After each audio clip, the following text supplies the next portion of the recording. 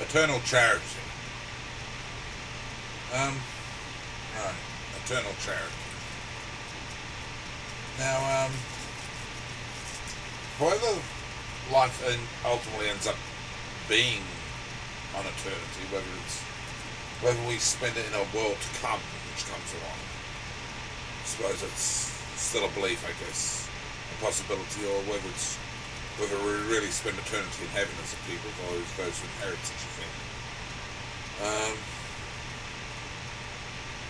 One day, it should get to the point where we've worked out how to cope with it all and how to live with it all, and if finances are involved, how our finances function, how our lives all function. Some sort of system ultimately where we've stabilised ultimately would normally be worked out. That would probably have an answer to questions. If we're really going to go the distance of eternity, we're probably not going to really need to rely on terribly much financial charity or assistance charity terribly much, because one would assume that you'd eventually have that worked out. Of course, getting to that point, a lot of us need a lot of help. Obviously, charity's part of it.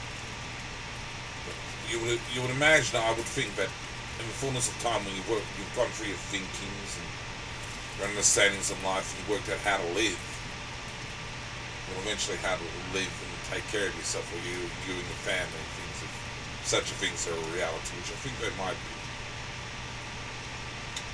But there is a concept which is possibly true, one way or the other, of eternal charity, is that it's more of, I think, as in Catholic tradition, we're here to serve one another, and in Christian tradition, we're here to serve one another.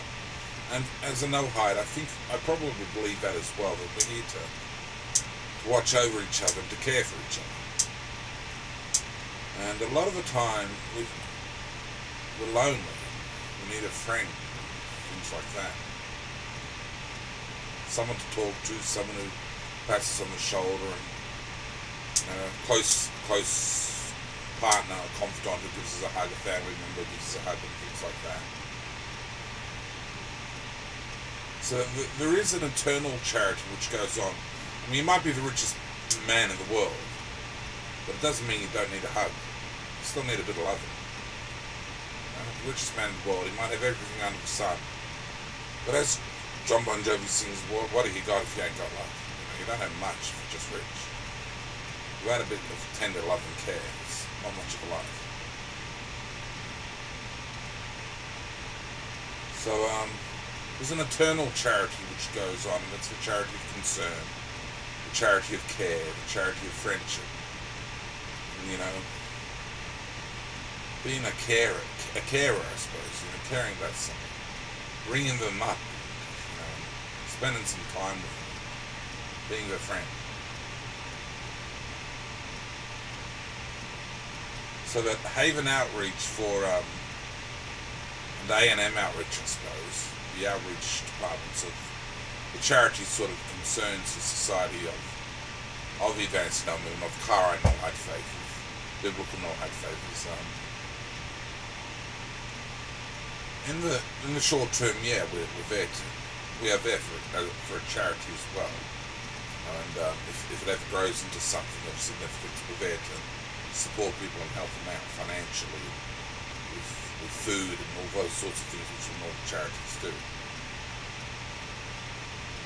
I'm not trying to shy away from that. We engage with that.